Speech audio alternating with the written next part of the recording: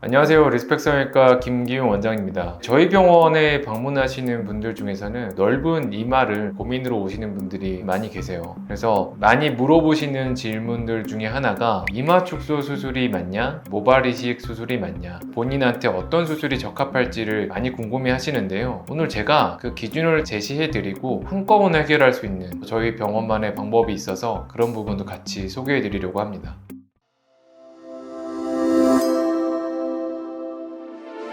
이런 컴플렉스를 해결하기 위해서는 대중적으로 가장 잘 알려진 방법은 모발 이식 수술, 이마 축소 수술 이 두 가지가 있을 겁니다. 먼저 이마 축소 수술의 경우에는 말 그대로 헤어라인을 내려주는 수술을 말하는데요. 이마 크기가 크거나 헤어라인이 마음에 들지 않거나 다양한 이유가 있어서 이 수술을 고려하시지만 아주 심플하게 말씀드리면 줄여야 될 사이즈가 1cm가 넘어간다면 모발 이식보다는 이마 축소 수술을 추천드릴 수 있습니다. 모발 이식의 경우는 흔히들 잘 아시는 것처럼 우리가 모발을 뒤쪽에서 가져와서 예상되는 부위에다가 머리카락을 하나하나 심어주는 수술이 되겠습니다. 추천드릴 수 있는 케이스는 헤어라인의 이제 양옆쪽 M자라고 부르는 부분이 좀 많이 비어 보이거나 특정한 부분에 모발이 좀 부족해서 보강해야 될 필요성이 있을 때 모발 이식 수술을 추천드릴 수 있습니다. 그렇다면 여기서 우리가 생각해 볼 수 있는 게 이마로 축소해야 될 너비만큼을 모발 이식 수술을 하면 어떨까 이렇게 생각해 볼 수 있잖아요. 그런데 실제로 우리가 모발 이식 수술을 하다 보면은 생착률이라는 개념을 만나게 됩니다. 이건 우리가 10가닥의 모발을 심었다면 그 중에 얼마나 살아남을까에 대한 이야기거든요. 아주 잘 되면 80%, 조금 안 좋다 그러면 70% 이하 생착률을 나타내는 경우가 많습니다.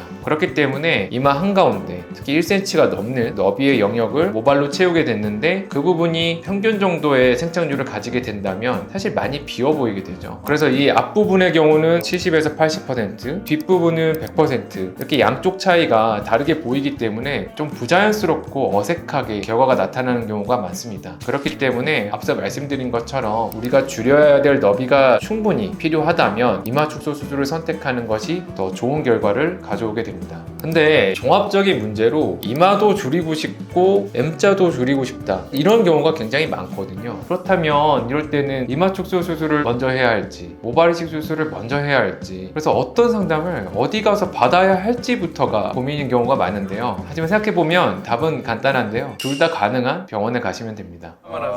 그랬구나.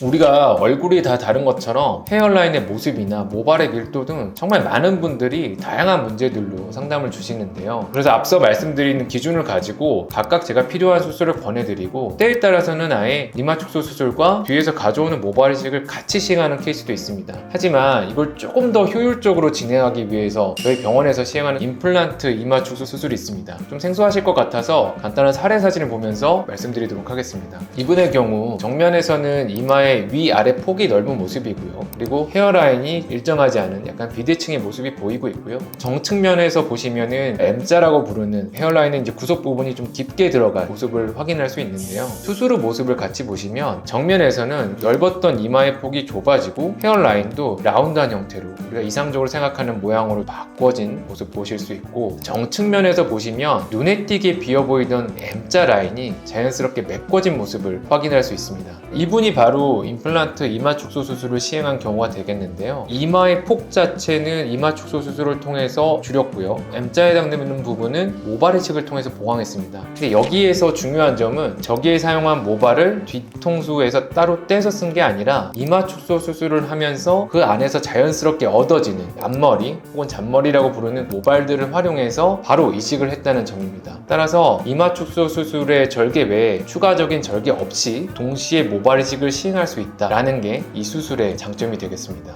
이마를 줄이는 방법 중에 이마 축소 수술과 모발 이식 수술 이 두 가지 방법에 대해서 말씀드려 봤는데요. 넓은 이마라고 우리가 쉽게 얘기하지만 사실 그 고민을 가지고 오시는 분들의 모습은 각양각색입니다. 그래서 각자의 상태에 맞춰서 해결할 수 있는 방법을 찾아드리려고 노력하고 있고 저희 나름의 방법까지 적용을 해서 효율적이고 빠른 회복을 통해서 만족스러운 결과를 드릴 수 있도록 최선을 다하고 있습니다. 오늘 준비한 영상은 여기까지입니다. 다음에 또 재미있는 내용 가지고 찾아뵙도록 하겠습니다. 이상 리스펙 성형외과 김기용 원장이었습니다. 감사합니다.